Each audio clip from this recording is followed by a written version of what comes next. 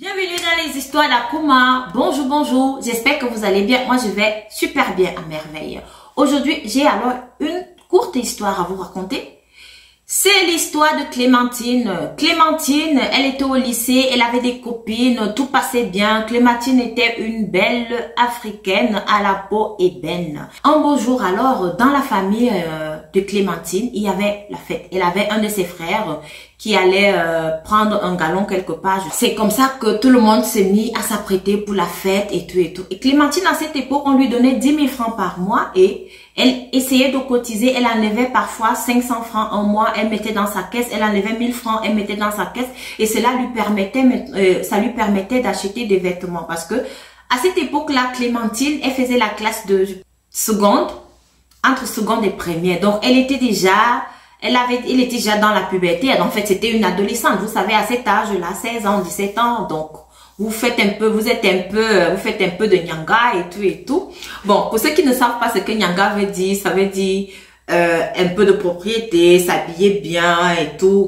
C'est comme ça que Clémentine alors, comme il y avait la fête, il y avait un de ses frères qui devait prendre un des galons. Et elle n'avait pas de quoi se mettre. Elle a donc décidé de casser sa caisse. Et c'est comme ça qu'elle a cassé sa caisse. Lorsqu'elle a cassé sa caisse, elle a eu un peu d'argent. Elle s'est dit, bon, voilà, comme je n'ai pas assez de vêtements, je vais donc aller au marché Mokolo, aller me chercher dans la friperie.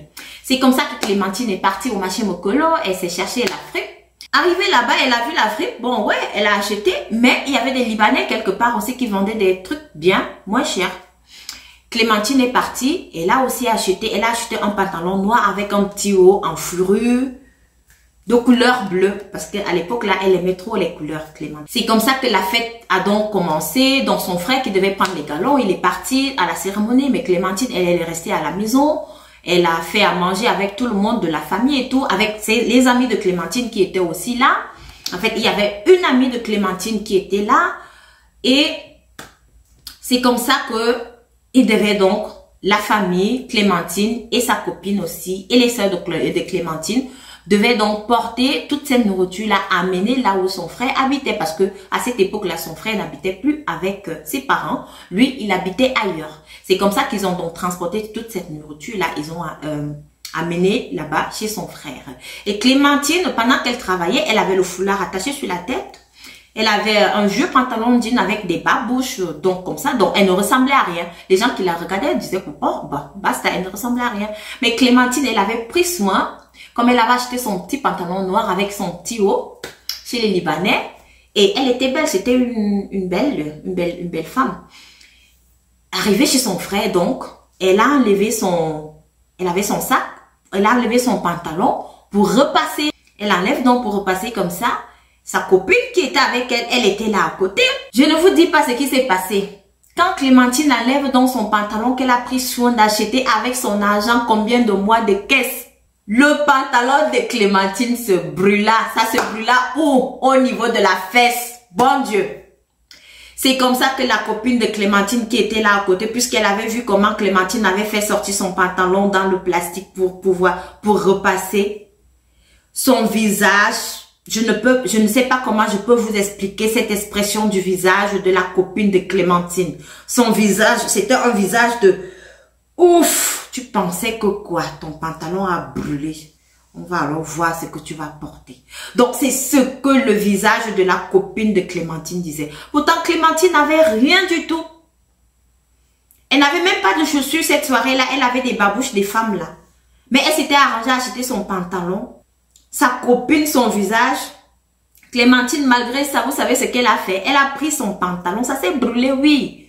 Puisqu'elle n'avait même rien d'autre à mettre, elle a pris son pantalon, elle a porté, elle a mis son petit haut en fourrure là. Elle a enlevé son foulard. Ouh, Clémentine était belle. Surtout qu'elle avait des très longs cheveux. Elle était hyper belle. Donc, tout le monde qui l'avait vue avant, lorsqu'elle travaillait, elle préparait là dans les feux de bois, et qui la revoyait lorsqu'il y avait la cérémonie, disait que non, mais est-ce que c'est la même fille? Est-ce que c'est la même fille? Pourtant, elle n'avait pas de make-up, elle n'avait rien. Elle a juste mis un petit rouge à lèvres et elle était hyper belle, sexy, malgré son pantalon qui avait brûlé au niveau de la fesse.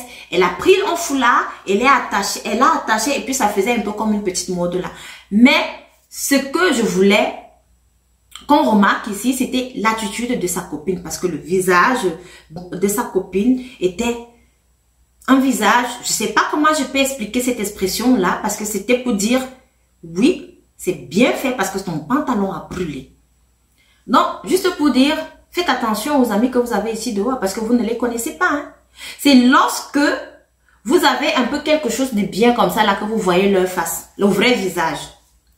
Quand vous tous, vous êtes dans la même situation de souffrance, vous n'avez pas de problème, mais lorsque vous vous démarquez un peu de là, vous essayez de vous démarquer, vous quittez, c'est là où vous allez confirmer que c'était pas votre ami, c'est là où vous allez confirmer le vrai comportement de votre ami.